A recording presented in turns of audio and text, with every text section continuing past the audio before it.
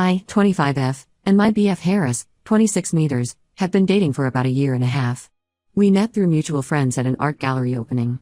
When we first met, he had just broken up with his ex Kelly, 24F, 2 weeks before. He was very upfront about this when we started talking and told me they had ended things mutually and blocked each other everywhere. I was hesitant at first because of how recent the breakup was, but Harris was so charming and convincing when he told me he was completely over her and ready to move on. Some background about our relationship: Harris is a successful contemporary artist who specializes in mixed media installations. He has regular art shows every couple of months and has built quite a following on social media over the past few years. His work has been featured in several prestigious galleries in our city, and he's known for his unique style that combines traditional painting with digital elements. When we first started dating, everything seemed perfect. He was attentive, caring, and made me feel like the most special person in the world. He would leave little sketches for me to find in my bag, and he even painted a beautiful portrait of me for my birthday. We moved in together after 6 months because we were practically living at each other's places anyway. His family, especially his sister Diana, 28F, welcomed me with open arms. My parents, who are usually skeptical about artists because of their unstable careers, absolutely adored him after seeing how successful and responsible he was. About Kelly, she's also an artist but works mainly with photography and digital art. She's not as successful as Harris, but she has her own small following. They dated for 3 years before breaking up, and their relationship was pretty serious. According to Harris, they split because they wanted different things in life. She had received an opportunity to move to Paris for her art career, while he wanted to stay here where he had already established himself. He told me they had both agreed it was better to end things cleanly rather than try long distance. I never had any issues with her until recently, although I'd never actually met her in person. The problem started about 3 months ago when I discovered that Harris and Kelly had only unfollowed each other instead of blocking each other like he claimed. I found this out by accident when I was using his phone, with his permission, to order food, and a notification from her popped up. She had commented on his latest artwork saying how much she loved the new direction he was taking and how it reminded her of his earlier work. It wasn't anything inappropriate, but it bothered me that he had lied about blocking her. When I confronted him about it, he seemed surprised that I was upset. He said he didn't think it was a big deal and that they occasionally interacted on social media because they share mutual friends in the art community. He explained that completely blocking her would have been awkward since they often get invited to the same gallery openings and art events. He promised to be more transparent about their interactions in the future. I wasn't completely happy about it, but I decided to trust him because everything else in our relationship was going so well. Things were fine for a few months until last week when I discovered something that completely shook my trust in him. I was cleaning our apartment while Harris was at his studio, and I noticed that his desk was particularly messy. While organizing it, I found a sketchbook that had fallen behind the desk. When I picked it up to put it back, several Polaroid photos fell out. My heart stopped when I saw what they were: recent photos of Harris and Kelly at various cafes and art galleries. They looked very comfortable with each other in the photos, sitting close together and laughing. The dates on the photos showed that they were from the past 3 months, which meant he had been meeting her secretly throughout this time. I confronted Harris when he got home. At first, he tried to downplay it, saying they were just catching up as friends and discussing art. But when I pressed him about why he had hidden these meetups from me, he admitted that he and Kelly had been meeting regularly to discuss art and their careers. He said he didn't tell me because he knew I would overreact since I had been weird about their social media interactions. What really hurt was finding out that Kelly has been showing up to his private art sessions, something he hosts for selected artists twice a month at his studio. These sessions are exclusive, and artists have to be personally invited by Harris to attend. He never mentioned to me that Kelly was part of these sessions, even though I had specifically asked him to let me know if they ever met in person. He tried to justify it by saying it was purely professional and that Kelly is still part of his art circle. His sister Diana has always told me that I'm the best thing that ever happened to Harris and that Kelly was toxic for him. According to Diana, Kelly used to manipulate Harris into doing things her way and would throw tantrums if she didn't get her way. She would allegedly use her mental health as a way to control him, threatening to harm herself if he didn't do what she wanted. This makes me even more concerned about the meeting secretly. I packed a bag and went to stay with my best friend Amy, 25F. She thinks I'm right to be upset and says that Harris's behavior is suspicious. Harris has been calling and texting constantly since I left, saying he'll cut contact with Kelly if that's what I want, but I don't know if I can trust him anymore. He sent me long messages explaining how Kelly is just a friend now and how he never meant to hurt me, but all I can think about is how easily he lied to me for months. Some of our mutual friends think I'm overreacting. They say that it's natural for exes to remain friends, especially in close-knit communities like the art world. But I can't shake the feeling that there's more going on than Harris is admitting to. The secret meetings, the hidden photos, the lies about their contact, it all feels wrong. I feel like an idiot for not seeing the signs earlier. Was I naive to believe him when he said he was over her? Should I have been more suspicious when he lied about blocking her? I've never been the jealous type, and I don't want to be controlling, but this situation has made me question everything. Ida for considering ending our relationship over this? Am I overreacting? I keep going back and forth between feeling justified in my anger and wondering if I'm making too big a deal out of this. Edit. Just to clarify, I've never had issues with Harris having female friends. He has several close friends who are women, and I've never felt threatened by any of them. This is specifically about him lying about meeting his ex. Update 1. It's been 2 weeks since my original post. A lot has happened during this time, and I needed some space to process everything before updating. I want to thank everyone who commented and offered advice. Reading your responses helped me realize I wasn't overreacting. After staying at Amy's for 5 days, I finally agreed to meet Harris at a neutral location, a cafe we'd never been to before. I didn't want to meet at our apartment because I was afraid I'd get emotional and give in too easily in a familiar setting. Amy waited nearby at another cafe, just in case things went badly. When we met, Harris looked terrible. He hadn't shaved, and it was clear he hadn't been sleeping well. He immediately started apologizing and pulled out his phone, offering to show me all his recent conversations with Kelly. I decided to look through them because I wanted the full truth. While there wasn't anything overtly romantic in their messages, what I found was still disturbing. Their conversations were frequent, sometimes multiple times a day, and very personal. They weren't just talking about art like he claimed. They discussed memories from their relationship, shared inside jokes, and talked about their families. There were messages about how Kelly's mom still asks about him, and how he sometimes misses their Sunday dinners together. It felt like reading conversations between two people who were more than just friends. During our talk, Harris finally confessed something that made my stomach turn. Kelly had kissed him at one of their meetups about a month ago. According to him, they were alone in his studio after everyone else had left an art session. They were looking at some of his old work, pieces he had created while they were together, and she suddenly kissed him. He claims he pushed her away immediately and told her it was inappropriate, but he didn't tell me because he was afraid of how I would react. He said he stopped meeting her one-on-one after that incident but still allowed her to attend his art sessions because it would look unprofessional to exclude her, and he didn't want to create drama in the art community. I was still processing this new information when my phone buzzed. Kelly had somehow found my private Instagram account and sent me a message. Her version of events was very different from Harris's. According to her, Harris had been sending her mixed signals for months. She said that during their meetups, he would often reminisce about their relationship and talk about how much he'd grown since then. She claimed he frequently mentioned missing their relationship and wondering how things could have been different if she hadn't wanted to move to Paris. She sent me screenshots of their conversations that Harris had conveniently deleted from his phone before showing me. In these messages, he had indeed said things like "I miss how we used to be and sometimes I wonder what if." There were also messages about how much he missed her family and their old routines together. In one particularly painful message, he told her that no one understood his art the way she did. When I showed these messages to Harris, his whole demeanor changed. He broke down crying and admitted that he had been confused about his feelings. He said he loves me, but seeing Kelly again had brought up unresolved emotions from their relationship. He swore he never physically cheated beyond the kiss she initiated, but he acknowledged that his behavior was emotionally inappropriate. That's when things got even more complicated. Diana called me out of the blue. Apparently, Kelly had reached out to her as well. Diana was furious with Harris and revealed something that made my blood run cold. This was exactly how his relationship with Kelly had ended.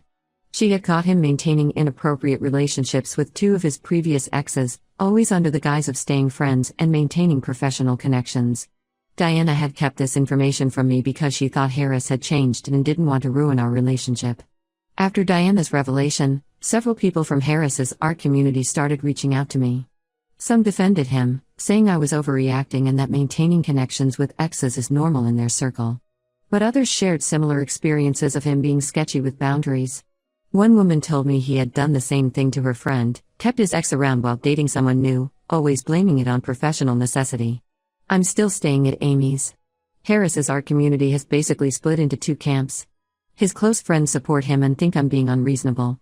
They say I'm trying to control who he can be friends with and that I'm threatening his career by making him cut ties with another artist. But others, especially those who've known him longer, have reached out to share similar stories about his pattern of keeping exes around his backups. Kelly has apparently quit attending his art sessions, but honestly, I don't know if I believe in anything either of them say anymore. Harris keeps sending me long messages about how he'll change and how he'll prove that I can trust him, but Diana's revelation about his past behavior makes it hard to believe him. Amy thinks I should just end things now and move on, but it's not that simple. We live together, we share friends, and our lives are deeply intertwined in the art community. Plus, there's a part of me that still loves him and wants to believe he can change. I'm going to take more time to think about what I want to do. For now, I've told Harris I need space, and I've muted both him and Kelly on social media. I can't deal with seeing their names pop up constantly. I never thought I'd be in this situation. I always prided myself on being understanding about friendships with exes, but this feels different. It's not about them being friends, it's about the lying, the secret meetings, and the emotional intimacy they maintain behind my back. I'll update again when I've figured out what I'm going to do. Thank you all for your support and advice. Note, to those asking about my living situation, I can stay with Amy as long as I need to. She has a spare room and has been incredibly supportive through all of this. Update 2. It's been a month since my last update, and things have taken an unexpected and honestly devastating turn. I thought I had uncovered all of Harris's lies, but I was wrong. There was so much more beneath the surface. Last week, I finally went back to our apartment to collect more of my things. I had texted Harris beforehand to make sure he wouldn't be there because I wasn't ready to face him yet. He told me he would be at an art show in another city for 3 days, so it seemed like a perfect time. When I arrived at the apartment, I heard movement inside. At first, I thought Harris had lied about being away, but when I opened the door, I still had my key. I found Kelly there. She looked just as surprised to see me as I was to see her. When I demanded to know what she was doing in our apartment, she showed me a key and said Harris had given it to her to feed his fish while he was away. Here's the thing, we don't have any fish. We never had any fish. We had talked about getting some when we first moved in together, but we never did. When I pointed this out, Kelly's face changed. She sat down on our couch and just started crying. What she told me next made me feel like my whole world was crumbling. She and Harris had never actually stopped seeing each other during those 2 weeks before he met me. Their public breakup was staged because Kelly had gotten an opportunity to study at a prestigious art school in Paris for 6 months. They thought a clean break would be easier than trying to maintain a long-distance relationship, especially since they had already tried that once before when Kelly had a 3-month residency in New York. The plan was for them to get back together when she returned from Paris. They had even discussed her moving into his apartment, the same apartment I now shared with him. But during those 2 weeks, Harris met me at that gallery opening. According to Kelly, he told her he had unexpectedly developed feelings for me and wanted to explore where things could go. Kelly was devastated when she came back from Paris and found out about us. But Harris had convinced her to keep their original relationship timeline a secret. He promised her they would remain special friends and that maybe someday, when the timing was right, they could try again. He kept telling her that what we had wasn't as deep as their connection, that I didn't understand his art the way she did. I called Diana immediately after Kelly left, needing to know if any of this was true. Diana broke down and admitted she knew parts of it but not everything. She knew about the staged breakup but thought Harris had genuinely chosen to move on with me. She had no idea he had been stringing Kelly along this whole time. Diana also revealed more about Harris's past relationships. Apparently, this was his pattern. He kept all his exes around his backups, telling each one she was special and different from the others. He would maintain these connections under the guise of professional networking, always leaving the door open for possible reconciliation. What makes me feel even more stupid is that there were signs I had missed. The way he would get defensive about his phone. How he always had work meetings that ran late on certain days. The fact that he insisted on keeping a small studio apartment as his workspace even though we had plenty of room in our apartment for a studio. Kelly showed me years' worth of messages between them. Even during the Paris period, they had never really stopped communicating. She shared their video call logs, showing regular late-night conversations that happened while I was asleep in the next room. There were emails about their future plans and how they just needed to wait for the right time. I feel physically sick thinking about how I was living my life, planning a future with someone who had been maintaining a whole separate emotional relationship behind my back. Every time he said he was working late at his studio, every business trip, every art show, I now question everything. The worst part is that some of our mutual friends knew pieces of this story but never said anything. They thought it wasn't their place to interfere, or they believed Harris when he said he was just maintaining professional connections. I haven't confronted Harris yet. He's still at his art show, probably thinking everything is fine. Kelly promised to send me copies of all their communications before I decide what to do next. She says she wants to make things right, but I don't know if I can trust her either. After all, she knew about me and still maintained this relationship with him. I'll update again once I figure out how to handle this situation. Right now, I'm just trying to process the fact that my entire relationship was built on lies. Update 3, final update. 2 months have passed since everything blew up, and I wanted to share how things finally ended. Honestly, the aftermath has been both devastating and liberating. After my last update, I decided to confront Harris. I waited until he returned from his art show and met him at his studio. I chose the studio because I knew it was where he had been meeting Kelly all this time, and I wanted him to feel uncomfortable. I showed him all the evidence Kelly had given me, including their video call logs, emails, and messages. His reaction was exactly what Diana had warned me about. He tried to manipulate the situation. First, he claimed Kelly was lying and had fabricated the evidence. When I pointed out that Diana had confirmed everything, he switched tactics and started crying, saying he was lost and confused about his feelings. He even tried to blame his behavior on the emotional intensity of being an artist and how normal people couldn't understand the deep connections artists form with each other. What he didn't expect was for Kelly to post a long statement on social media the next day. She exposed their entire history, including screenshots of their conversations where he talked about keeping me in the dark. She also revealed how he had manipulated both of us, telling her they had a future while promising me I was the only one who mattered. The fallout in the art community was immediate and intense. Several other women came forward with similar stories about Harris. 2 of his previous girlfriends shared how he had kept them as backups while dating other people, always using his art career as an excuse to stay in touch. One woman even revealed that he had been seeing her during his early days with Kelly. His art career has taken a significant hit. 3 galleries have canceled his upcoming shows, citing personal conduct concerns.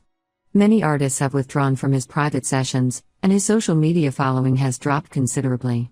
He tried to do damage control by posting a public apology, but it backfired spectacularly when people found inconsistencies between his statement and the evidence Kelly had shared. I've blocked Harris on every platform possible.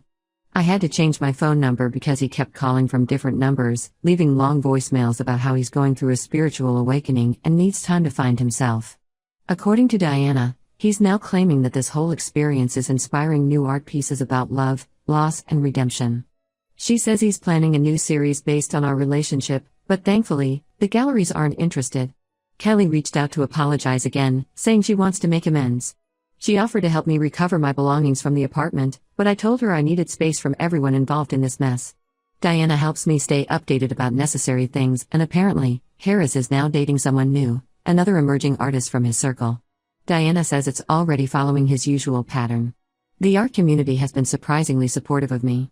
A different art collective, one that has no connection to Harris or Kelly, invited me to join their events.